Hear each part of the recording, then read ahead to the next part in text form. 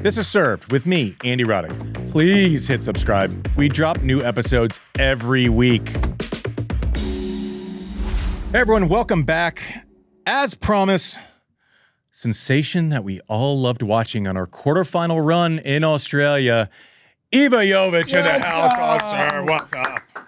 Iva, welcome. How are you and where are you? Thank you. Thanks for having me. It's great to be here. I am doing well. I'm in Madrid currently, getting ready for the tournament here, starting in a couple days. So first time playing this event, getting used to everything, but I really can't complain about any of these 1,000 events and the big tournaments anymore. Yeah, we were talking quickly before we jumped on, and I said, oh, you know, the altitude used to stress me out in Madrid. And she goes, yeah, I won in Guadalajara at 5,000 feet last year. It's fine. Just flex, just casual. Oh my God. No, my coach hates it because 90% of the time, if I miss, it's too low. So I don't usually struggle with controlling the ball long, which is not a good thing because long is the best miss. But usually it's easier for me to control the ball than to get it longer. Yeah. I was just a mess. Like serving was not the one there. But I'm going to tell you something about Madrid, and then you're never going to be able to unsee it. You ready? Sure. Okay. Next time, if you walk in that stadium or if you play in it, just think about it real quickly and then don't think about it again. Tell me that it doesn't look like the inside of a Chipotle restaurant. Wait, when you're walking just in, the stands, like, into the players' lounge, listen, and everything? the stands, everything. Like it looks like the tables at Chipotle, the way you walk in. I used to call it Chipotle Stadium. You think? I mean, it's been a while since you've been there. Maybe they renovated. No, I see it. It's got that shiny. It's got that shiny silver situation. What you're saying. Yeah, you'll see it next time. You'll see it. It'll There's land. a lot of like metal, kind of. Yep. That's probably part of it. Oh God! Now I'm gonna think about that. I will not be able to forget that. Yeah, I mean, hopefully it's a comfortable thought because I do love. I mean, we don't get paid by them, but we do love Chipotle. Yeah, I do. Anyways, we're not professionals. That's obviously how we got to the Chipotle conversation. Walk us through this year so far. It's been a bit of a whirlwind. It's fun watching young players because it feels like the levels can come quickly. And it feels like, obviously, you started out semis in Auckland, final Hobart, and then you had a great run at the Aussie Open. What's this like? What's this year been like for you? And did you kind of feel something coming on the heels of last year? I think I've been working continuously back into last year, all of last year, really. Preseason was really good. I felt really confident with the amount of work that I put in during the off season. Felt like I was playing well, but in the years past, I wasn't necessarily someone that could jump out of the gates and start off really strong. I like to get the match count up. I like to be doing all that. So I really didn't have high expectations for the start of the year. I had options to play the 500s. I was like, listen, I want to play the 250s. Hope I can win some matches, get something going for AAO. And then I was doing really well. And you know how it is when you're winning, it becomes autopilot. So that was massive to get that start of the year to kind of get the wheels turning a little bit. So yeah, I was really happy with it, but I try not to ride the highs and the lows too much because sometimes I think things just align and you do well, and then some tournaments you're actually going to be playing well and feeling good, and you're not going to do so well. So I don't think that every tournament is a direct link to how your level's improving or whatnot. So I think as long as I'm training well and my overall tennis level is getting higher through the weeks, then I'm gonna win titles eventually.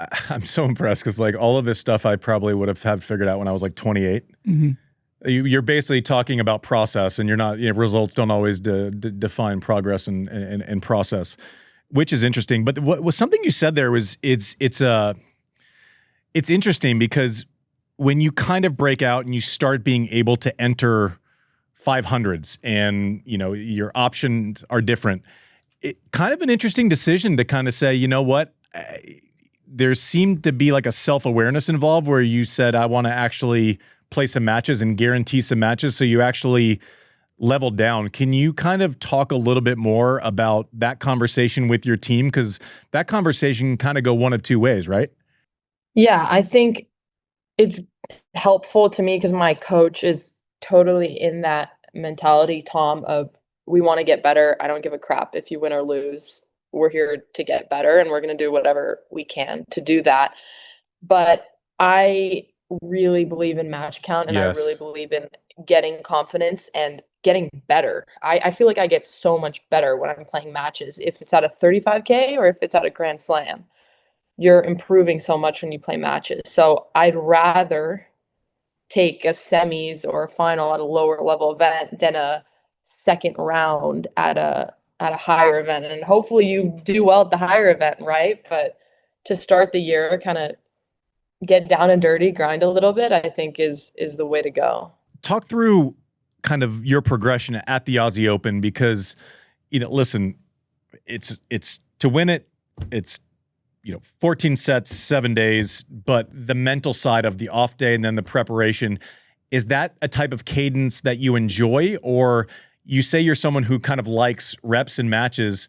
Was the cadence of a Grand Slam as you go deeper into it, was that a little bit of a different adjustment? Yeah, that part was actually very tricky for me, and not something that I necessarily enjoyed as the first time doing it, because I do like the continuous every day. And I feel like the day off, I'm young. I'm not necessarily someone that's going to struggle that much playing every day. I have a lot of energy. So for me, I would almost prefer if I got to play every single day at a slam. So it makes it feel so long, and you feel like you're in tournament mode for so much longer. So it's hard to kind of de-stress even on off days. So for me, that was tricky. And then you add in all the media and all this stuff that even the off days feel long and lengthy and like mentally like wear and tear. So that part's a little tricky for me. I think I still need to adapt to that, and hopefully I'll find a better way to combat it at French Open, because you have to be locked in for 2 weeks straight, basically, which is not easy. And then coming from 2 tournaments you played 2 weeks back to back, and then to go into that slam is tough. And I think I need to learn how to handle that better. Yeah, that it's always interesting, because people, I don't think, put the progression together of like, normally if you're playing well, it's like, okay, I got 6 matches in 7 days, and you kind of get into almost a habit. Whereas the stopping and starting nature of a slam is always a little bit different. I was curious to hear your thoughts on that. How does it land in your mind when you hear something like youngest Aussie Open quarterfinalist since Venus, right? Anytime you can kind of be in the same conversation with someone who's like one name, it's like Seal. You could recognize someone just as far as one name. Is that stuff just cool to you, or does it sit different, or does it kind of mean nothing? It's like it doesn't affect my day because there's always someone else around the corner that I have to try to beat next. Well, you see, I think my natural tendency is to just go to the next thing, and I'm like check mark whatever, and then go to the next thing. But it's so annoying how the human brain works, and it's so unbelievably annoying. We can never just be happy with the situation. But yeah, I mean, 3-4 years ago, I distinctly remember saying this, and I talked to my parents about this many times as well. I would just lay in bed sometimes, and I would sign a contract right now if I could say that I broke the top 100 for 1 week. I have it on my ranking list that I was top 100. I did that. It was main draw and Trina Slam. I was like, that's amazing. That's insane. So to now be here, and right now I don't feel at all like I'm anywhere near where I want to be. So it's really fascinating. I don't know how the human brain does that, and I wish sometimes I could think less and dumb myself down a little bit, but unfortunately my nature is to just chase the next thing. Yeah, it is funny how like if like rewriting expectations on the fly is a completely so bad, yeah. It's a completely not natural thing. I got a question for you. So when you're, you said like you would 6 years ago, whatever it was, you're sitting there and you would take just being in the room of these slams and with these players and all of that stuff. Did where you're at feel further away, or does it feel like, listen, if I want to get to 2, 3, 4, 5 in the world, which one feels kind of further away then to now, or what you have laying ahead of you? It's actually a great question. For me, then to now feels like the bigger jump, because for me, that was like, it was like survival almost. It was like livelihood. Like if you're not there, you can't live off of your professional tennis career, and you're just not, you know, you can't really play tennis and make a living and be able to do that every week if you're not in the top 100. So that was just my original, like, I absolutely have to, it's a must, or I'm gonna have to stop. And I absolutely did not want to be sitting in a desk, you know, or doing something other than what I'm doing right now. So for me, where I'm at right now, I feel like I have a great team around me, and I'm working really hard. So if I, you know, make good decisions, keep learning, I think that's a jump that hopefully I can make. Yeah, there's no doubt. One thing I want to just hear your thoughts on before we kind of get to the macro Iva life here. Obviously, getting a chance to go up against Sabalenka and seeing kind of the best in the world firsthand, is that something, like, what were your initial takeaways walking off the court? And I guess just what were your impressions of kind of being on the other side of her? Going into that match, I remember we were breaking it down on our show, and I was like, there's a battle for territory because Iva likes to be inside the court and Sabalenka likes to be inside the court. So it's going to be kind of that, who can kind of get to their positions first. What were your takeaways with kind of seeing her level? Yeah, we just practiced together today, actually. So it's funny that comes up. But obviously, she is an incredible player, and for me, it was hard for me to go into that match and treat it like a normal tennis match, as not because it's a quarterfinals of a Grand Slam, because it's a player that you've looked up to for so long. And not just that she's one in the world, but she has there's just like a way about her. I think all the best players have it, like a bit of aura, something in the way that they walk, that you kind of step on the court and you're like, oh crap, this, like, she means business.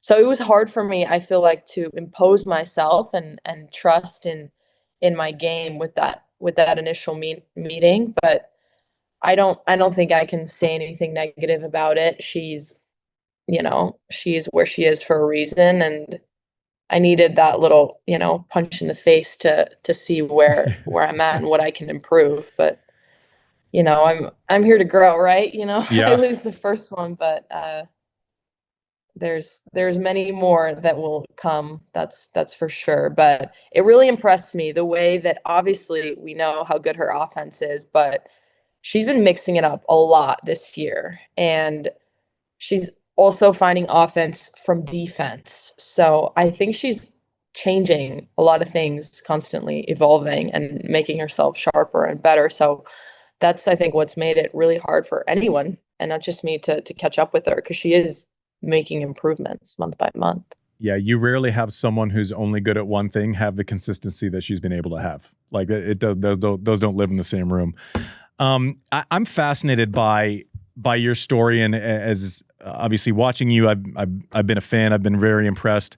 I've also been impressed by the amount of credit that you give your parents, and being aware of their journey coming here from Serbia and kind of their path. How much has it meant to them to see that this life that they built has now manifested in you playing on tour, your sister playing at UCLA? Is it something that they can recognize, or are they like you and they just want to get on to the next thing? I think they're definitely proud parents, right? I would consider us all a generally grounded family. No one's really up in the clouds, but they're very proud of me and my sister both. But I think it's one of the reasons that I have kind of the mindset that I have, because they came from a war-torn country. My mother was a refugee, and they just didn't have anything. They came on a green card. My mom won the green card on the lottery. So coming to the US wasn't really for them. They were already kind of 30 at the time, and my sister was born like 2 years later. So they didn't really have the time to try out their American dream, how you would say it. So it was for us. And tennis was I think, completely accidental. They signed us up for every sport. They pushed us to do whatever it was that we wanted. And it panned out really well, I would say. But it's the values, I think, the values they put in us. And I also knew there's nothing like waiting for me to inherit or to go back on. It's just me, myself, and I, and what they have given me. They gave absolutely everything they had. So I'm really grateful to them. And I think that good things happen to good people, right? So they're good people. So I think this is kind of what they get in return. I can only imagine the pride they feel. My daughter struck out one person in an 8-under softball game yesterday, and it was like the happiest moment of my life. So I can only imagine the pride they feel with you and your sister. Something I think you've talked about ad nauseum now, but is endlessly fascinating to me, is the ability to talk to someone like Novak, whether it's about strategy or have him reach out. How does that relationship develop? And is it still weird if you get a text from him? It's 100% still weird because he is number one. He is number one idol. There's nobody above Novak. Jokic, Nuggets fan? No, it's still Novak. Okay. So that's so strange. And to have idolized someone for so long and then to talk to them and see that, oh my God, they're literally a normal human being who has the same problems that any one of us would have is crazy. But it's obvious. You speak with him for 2 seconds, you can see the amount of work he's put in, not only physically, but mentally. He is he has a presence about him. And the way he speaks about tennis, his tennis IQ is incredibly, incredibly high, which we can see the way he plays as well. But he's watched many of my matches. He's given me a lot of tips about how I can become, a better player, things that I need to adjust. So I hope that I can kind of add that versatility to my game that Novak was able to do throughout his career. I just think it's so cool because it's like on Agassi was a mentor of mine, and then all of a sudden there's like a relationship where I'm 17 and I'm his hitting partner, and then it's like this isn't real, and you go home and like you call your friends and like this is strange, and now it's progressed to the fact we're like both grown up and dads and like friends, and it still will never it'll never be real to me ever, ever, ever. But I also think one of the things I'm glad when you speak about it, because I don't think the tennis public views anyone just as a human, right? And they might disagree with some parts of people and they might agree with some parts of people, but I just like it when people talk about kind of the human elements of players, because you can be Novak or you can be someone who's 300 in the world trying to make it, and there's still this like common language of tennis, right? And the grind is different, but I guess what I'm trying to say is, like, it has to be amazing for you that he takes time out of what he's doing and shows a genuine interest in what you're doing. A lot of the texts come just voluntarily after matches. Yeah, he's texted me after matches, like analysis, or there'll be like WTA or whatever tournament made a clip of a point that you played well, and he'll be like, I love what you did in this point. You should try to do that more. Or he's given me, specifically before I play like one, opponent, like, hey, you got to make sure you try to do this with this one. Who is the opponent? Who is the opponent, and why doesn't he like her?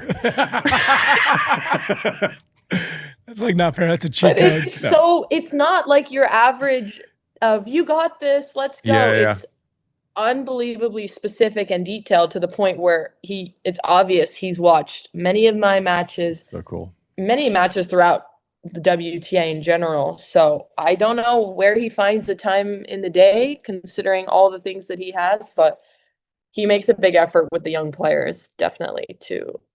I think it'll be endlessly an underreported story how much, like, to a person, like everyone who comes on the show talks about it, his outreach at some point. It sounds like it's very cool. You should continue talking about it because it's awesome. Someone else who thinks very highly of you, and I think it goes both ways based on what I read, is Jess Pegula. She called you mini-me at some point as far as the way that you all play. Is it strange when you come on tour and you see these people and then all of a sudden they're kind of comparing you to them? Like, this has all happened in a 18-month to 2-year thing, but when someone you admire is basically saying, yeah, they're like me, that has to feel pretty cool.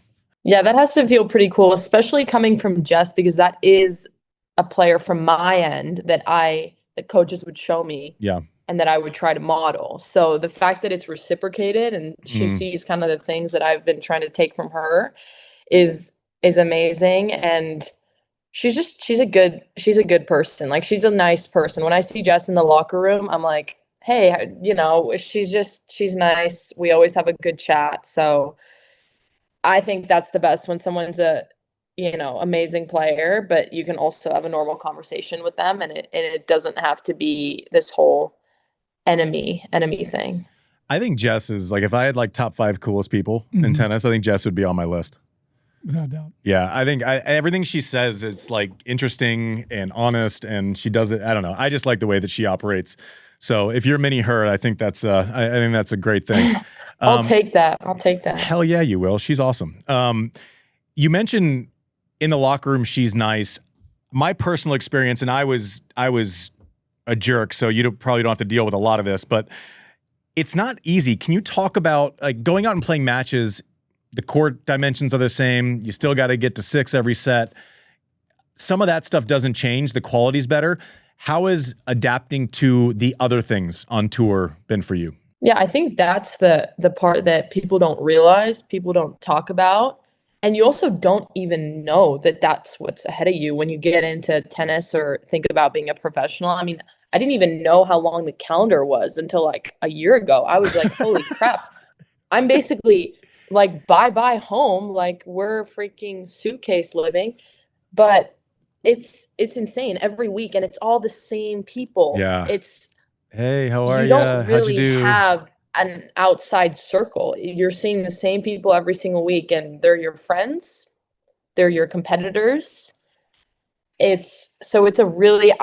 often say, I'm like, this is a social experiment. Some of us are going to come out on top. Some of them are probably going to go crazy, because it's just a strange environment. And that's the biggest thing I think you have to get used to. You have to find your own routines and a way that you can kind of de-stress yourself. And yeah, obviously now people kind of respect me and know me more. So I get more highs. I get more people talk to me now. I get more accepted in the community.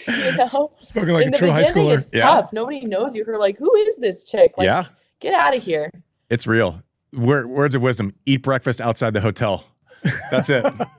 That's the whole thing. The high buy situation is the secret like, to sanity. Yeah. At some point, eat breakfast outside of the hotel when you can. That's the secret to success there. Talk us through just a touch of what are you working on day to day right now? Obviously, the results have come, but what if you fast forward to a year from now? What do you want to say? I got better at this over this last year. Yeah. So recently, it's been a lot of my serve. You can maybe give me some tips for that with the serve that you have.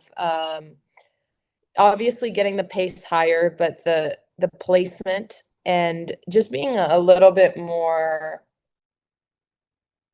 having a little bit more of thought process behind it. In the juniors, I didn't even think about my serve a lot. It's whatever, you start the point. I didn't even need it. I can just out rally whoever I'm playing. So now I'm trying to work on that mentality where it's like, this one, I'm going to do that really aggressive kick. This one, I'm going to slice them. So I need to get that variation. I think sometimes returners feel too comfortable when they're returning my serve. There's not enough different looks. So that I'm working a lot physically. I need to move well, right? I'm not maybe the strongest or whatever. So get the defense going and a lot on the versatility from the ground, mixing the shapes of my rally balls, the drop shots. I do a good job with like suffocating my opponents, but they get used to it oftentimes. I lost a lot of second sets last year and had to play 3, which was kind of the show that, all right, you're rushing them for a while and then they're getting used to it. So trying to keep them on their toes a little bit more. Well, listen, from the cheap seats, your first ball striking ability is an advantage for your serve, right? If you spread the court this way, they got to come back to you at some point. One of your biggest strengths on your serve is that ability to hit that first ball. Like when I would play someone like an Andre or a Novak, I knew that I had to hit the return almost like extra because I knew I was off to the races on the next ball. You're so good from the middle of the court and kind of controlling that. That goes into the mental gymnastics when someone's playing you too. So don't forget about creating space off that serve. Make them cover more ground. Yeah. You're great. You need to at get that, the patterns, right? That's the it. Serve +1 patterns. That's it. And also, like, there's not much they can do. You got to have confidence in that.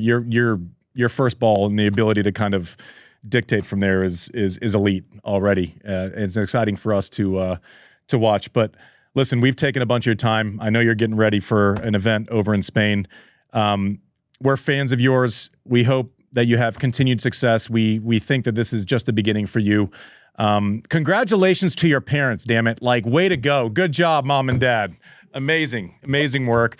Come back and see us. I'm going to tell them you said that. Please do. I mean every word of it. Please come back and don't be a stranger on Served. Thank you so much. Thanks for having me. Really appreciate it. This is a lot of fun. Good luck this week.